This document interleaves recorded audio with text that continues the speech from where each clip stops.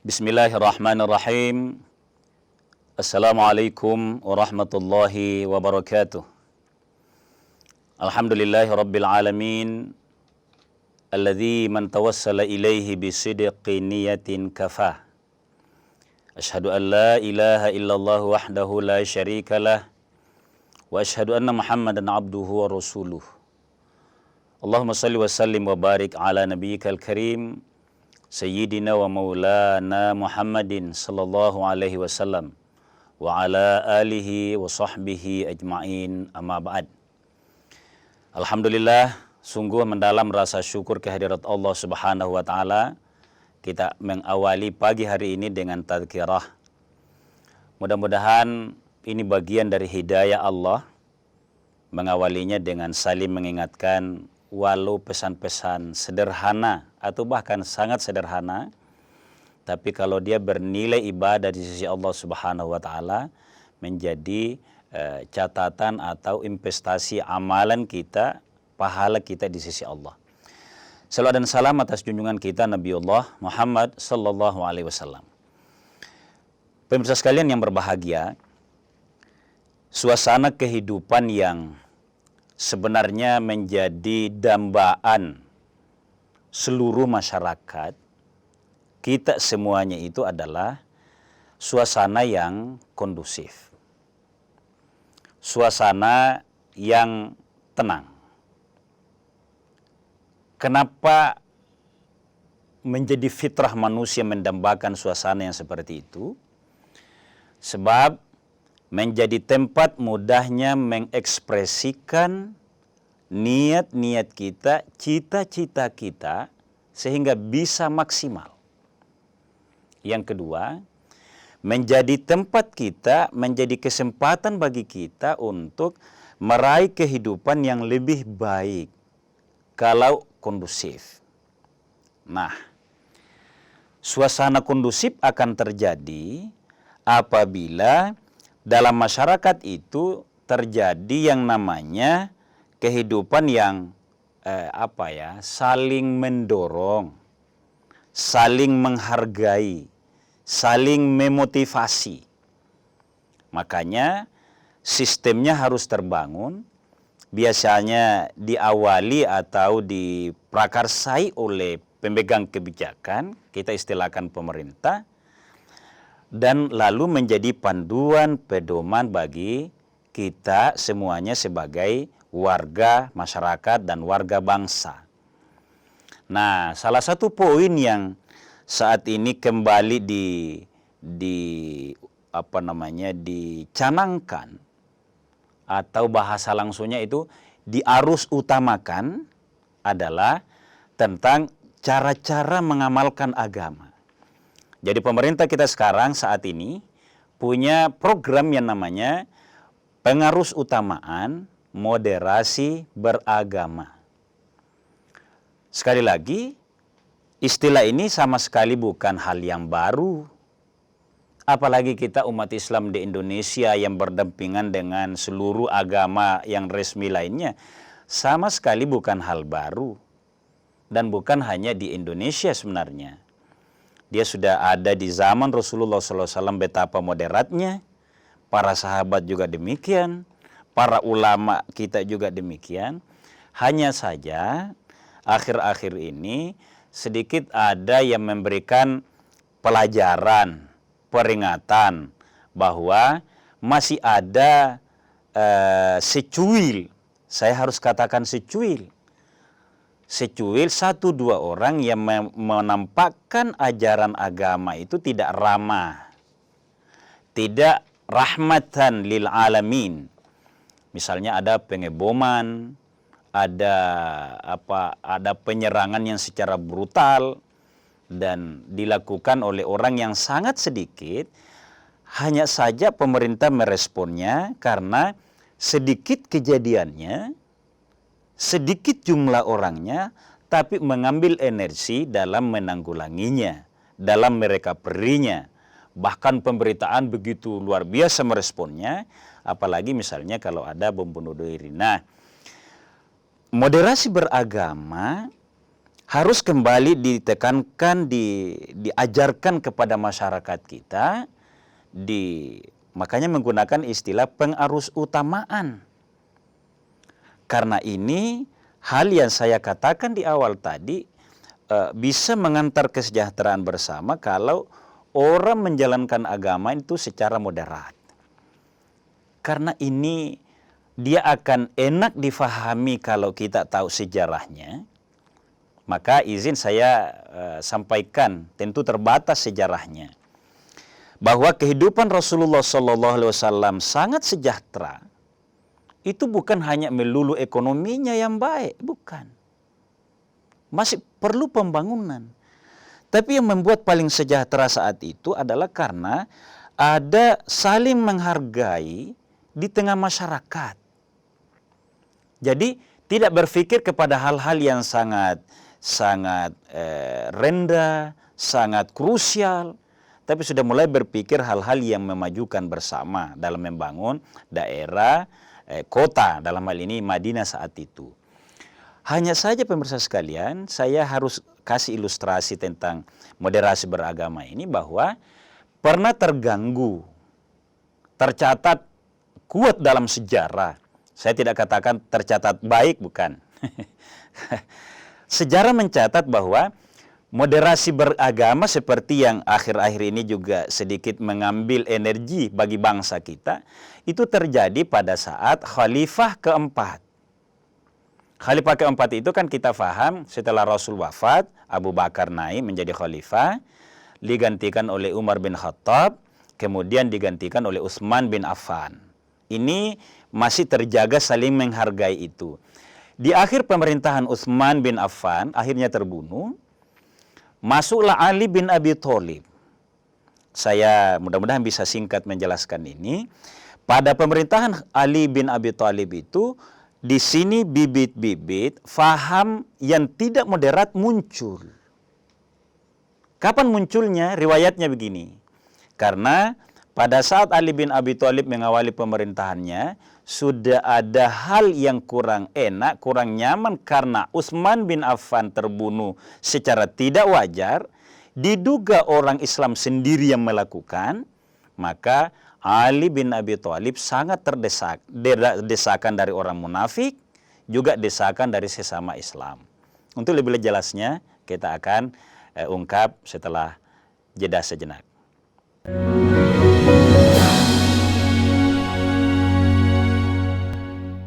Kaum muslimin dimuliakan oleh Allah Subhanahu wa taala, agar mudah kita memahami betapa urgensi keberlanjutan, kontinuitas moderasi beragama yang sudah ada sangat kondusif di zaman Rasulullah.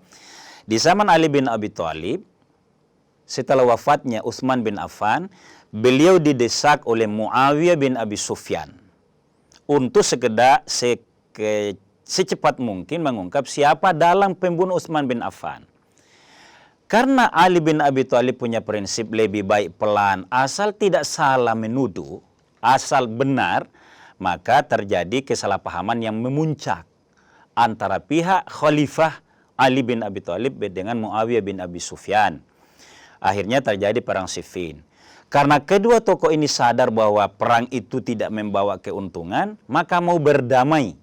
Ali menerima tawaran damai dari pihak Muawiyah bin Abi Sufyan. Singkat cerita, keinginan berdamai ini ada pihak pengikut Ali bin Abi Thalib yang menjadi sangat ekstrim pendapatnya.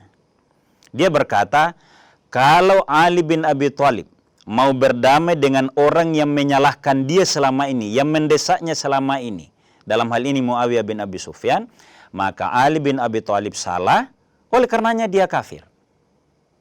Yang mendesak dia dalam hal ini Muawiyah bin Abi Sufyan, memaksa-maksa dia untuk secepat mungkin mengungkap siapa dalam pembunuh Utsman bin Affan, juga salah.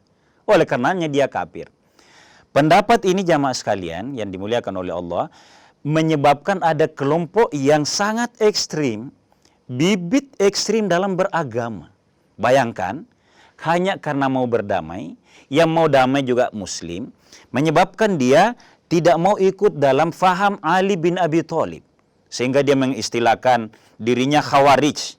saya keluar dari faham yang banyak ini, yang mau berdamai ini, karena dua-duanya salah. Pelopornya adalah Dzulkuwairisah namanya, yang berpendapat bahwa Ali bin Abi Thalib kafir karena mau damai kepada orang yang salah. Sementara Muawiyah bin Abi Sufyan juga memaksa selama ini, mendesak selama ini kafir karena mendesak khalifah yang sah. Disinilah jamaah sekalian, bibit awal faham keagamaan yang sangat tidak moderat, yang ekstrim. Lalu kelompok inilah yang melahirkan orang yang kemudian berhasil membunuh secara kejam pada saat sholat di Masjid Kufah. Namanya Abdurrahman bin Muljam. Kan kita bisa bayangkan ya, rela dia membunuh khalifah pada saat sholat lagi. Ajaran agama mana yang membolehkan orang pada saat beribadah di puncak ibadahnya harus bisa dibunuh? Ini dilakukan oleh Abdurrahman bin Muljam, seorang yang berfaham ekstrim, atau kalau sekarang itu diistilahkan radikal. Bayangkan ya, kok tega? Kalau mau membunuh dibikinkan masalah, bikin dia marah, diteror dulu. Kalau ini, karena keyakinannya dia merasa Ali sudah salah tadi, dia bunuh pada saat dia sholat. Ini bibit ekstrim awal dalam Islam. Nah, dewasa ini jamaah sekalian, kita kembali harus sama-sama sabar, mendidik dan membawa proses pembelajaran kita itu agar bagaimana moderasi beragama itu kembali ramah, ya, menggambarkan ajaran Islam seperti yang diamalkan oleh Rasulullah SAW dan para sahabat semasa hidupnya. Itulah sebabnya kalau kita mau persempit contoh sedikit, Rasulullah itu sampai bersabda begini, rahimahullahu rajulan, Allah merahmati hamba Allah, hambanya, samhan, yang sangat lembut, tengah-tengah. Kalau dicontohkan dalam jual beli itu ada tawar menawar. Jadi tawar menawar itu tidak salah. Jadi Nabi bersabda seperti ini, rahimahullahu rajulan, Allah menyayangi, merahmati rajulan, seseorang, samhan, yang sangat toleran, idza ba'a, apabila membeli, artinya dia yang menawar, wa idza ishtara, atau apabila dia berposisi sebagai penjual, wa idza qada, atau pada saat dia membayar utang. Apa maknanya jamaah sekalian? Contoh yang bisa kita ambil ini dalam hal moderasi dalam beragama, dia adalah pada saat menawar baik caranya, menghargai harga awal ya. Kalau kita contohkan kepada jual beli, karena teks hadisnya begini, menghargai dari penjual. Penjual juga demikian, mau mendengar tawaran dari yang calon pembeli tadi. Nah, kalau dalam hal utang piutang, maka pada saat dia membayar, dia lakukan secara baik. Apa baiknya? Moderatnya kalau misalnya kita membayar utang, kita kasih contoh ini. Saya berutang kepada salah satu di antara kaum muslimin. Pinjam uang 1 juta. Sebulan lamanya. Saya harus paham bahwa pekerjaan, profesi yang meminjamkan ini. Biasa jual beli, maka kalau dia putar uang 1 juta itu, 1 bulan boleh jadi sampai 1,5 juta jadinya. Modal ditambah keuntungan. Maka kalau saya moderat, mengamalkan ajaran moderat ini, maka saya akan sangat mengerti bahwa sebaiknya saya tambahi 1 juta menjadi saya kembalikan minimal 100.000. Jadi 1.100.000. Adakah bedanya ini? Maaf ini, karena ini sensitif untuk dibawa ke fikih. Apakah ini tidak riba? Mari, dari ajaran agama indahnya ini, kalau orang meminjamkan uang, dipatok dari awal bahwa 1 juta dipinjam harus kembali. Jadi dari awal ditentukan, harus kembali nanti 1.100.000. Itu namanya riba. Tapi kalau sayanya yang mengamalkan, menjiwai agama saya sebagai orang yang pengertian, bersyukur, maka moderat, saling kesepahaman kalau saya berterima kasih.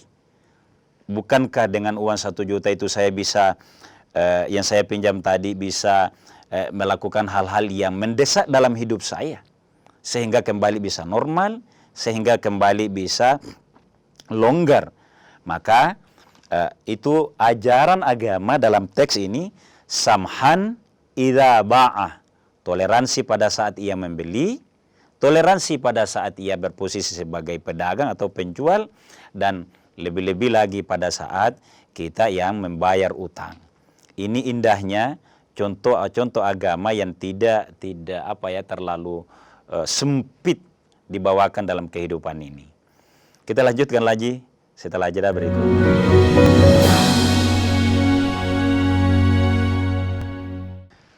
Kaum muslimin dan muslimat yang dimuliakan oleh Allah Subhanahu wa taala,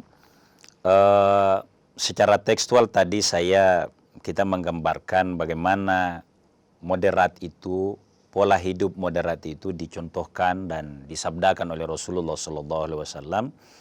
Dan memang ya, rahasia kesuksesan dakwah Nabi tidak lain karena dia sangat moderat dalam kehidupannya, baik terhadap para sahabat maupun terhadap agama lain. Kita contohkan kepada para sahabat dahulu. Suatu hari, jadi moderat itu kan tidak menganggap diri sangat lebih pintar daripada yang lain. Tidak membawa diri sangat lebih berkuasa daripada yang lain. Betapa partner kerja kita itu, relasi kerja kita itu, taruhlah misalnya kalau kita lagi memegang amanah. Kita faham semuanya bahwa, kita contohkan ke sopir sedikit ya. Sopir kita itu akan sangat maksimal partisipasinya, kerjasamanya dengan kita, kalau kita mencoba menghargai apa yang dia faham. Kita mau dengar cerita-ceritanya dia. Ini mungkin kurang relevan. Kadangkala dianggap begitu. Tapi kalau kita berjiwa muslim yang baik, sangat moderat bagi relasi-relasi kita, maka dia itu akan sangat partisipasi aktifnya yang lahir. Bukan terpaksa, karena kita mau berdialog dengan dia. Nah, kalau yang dicontohkan oleh Rasulullah SAW, satu hari petani kurma datang kepada Nabi, meminta bahwa segalanya baik itu kalau dimintakan fatwa, dimintakan pendapat atau restu dari Nabi. Nabi sebagai orang yang boleh jadi selalu ilmunya dari Allah Subhanahu wa taala dalam bentuk ilham dan wahyu. Apa yang beliau sabdakan? Nabi bersabda kepada petani kurma ini, "Antum a'lamu bi umuri duniakum." Wah, luar biasa Nabi ya, mencontohkan kepada kita. Anda lebih faham tentang urusan-urusan duniamu. Jadi pengalaman kalian selama ini bertani, itu sudah sangat cukup. Tinggal kalau bahasa kita sekarang kita mau bawa ke konteks ke kita, bagaimana ilmu yang kalian dan kebiasaan kalian itu lebih dikreativitasi lagi, diinovasi lagi. Tapi yang menjadi substansi di dalamnya adalah bagaimana Rasulullah SAW sangat mencontohkan bagaimana dia bisa moderat, tahu bahwa moderat dalam kehidupan itu sangat melahirkan partisipasi yang maksimal dari seluruh pihak. Nah, kalau ini yang kita coba bawa kepada kehidupan kita dewasa ini, selain karena sistemnya mengharuskan demikian, kita juga memang mau mengamalkan ajaran agama yang penuh warna moderasi itu. Kita alhamdulillah ya, kalau kepada selain seagama, kita sudah cukup moderat. Karena sumbernya kita ada lakum dinukum waliyadin. Bagi kalian agama kalian, bagi kami agama kami. Kita ada kesepakatan yang baik menjadi budaya di bangsa kita, bagaimana kita bisa faham dengan baik ajaran agama kita, lalu mengerti ajaran-ajaran agama lain itu, sehingga tidak ada upaya memaksakan kehendak dan nuansa-nuansa yang mendeskripsikan agama lain. Nah, ini menjadi kebutuhan kita bersama agar kita semuanya menjadi menggambarkan agama yang sangat dialogis. Indonesia punya budaya yang baik, pemerintah kita punya cara yang baik menciptakan suasana dialog di tengah masyarakat kita. Apalagi sebagai umat Islam di bangsa Indonesia, kita tahu sejarah bahwa bangsa ini dilahirkan secara bersama-sama, tapi menjadi berkualitas karena sudah terbiasa hidup moderat, hidup berdampingan. Jangan heran kalau Indonesia menjadi contoh umat Islam di seluruh dunia. Kita harus membuka mata bahwa Indonesia menjadi sangat dianggap contoh yang baik di seluruh dunia dalam kehidupan bersama. Karena yang terbanyak sukunya, banyak agamanya, banyak bahasanya, tapi bisa utuh. Sejumlah negara, satu sukunya dalam satu bangsa, bahkan satu agamanya, tapi berperang. Di mana rahasianya? Pembiasaan hidup moderat itu. Kenapa bisa diajarkan demikian? Diarus utamakan dalam kehidupan kekinian kita, karena itu yang dipraktekkan oleh Rasulullah Sallallahu Alaihi Wasallam baik pada saat hidup di Madinah maupun pada saat kembali Fathu Makkah. Semua kelompok dihargai, semua kabilah-kabilah dihargai, bahkan seluruh agama dilibatkan partisipasinya karena Nabi mengamalkan agama yang sangat moderat itu. Sangat terbatas pemirsa sekalian yang bisa saya sampaikan. Mudah-mudahan ada catatan singkat yang bisa kita internalisasikan dalam diri kita. Bagaimana kira-kira memaknai amalan agama itu. Tergambar dalam kita ada sebuah sikap moderat. Tentu itu akan sangat menyejukkan bagi diri kita sendiri, apalagi di lingkungan kiri, kanan, dan relasi-relasi kerja kita semuanya, termasuk seluruh agama dan faham-faham yang ada. Mohon maaf atas segala kekurangan. Hanya ini yang bisa kami sampaikan. Hadanallahu wa iyyakum ajma'in. Wassalamualaikum warahmatullahi wabarakatuh.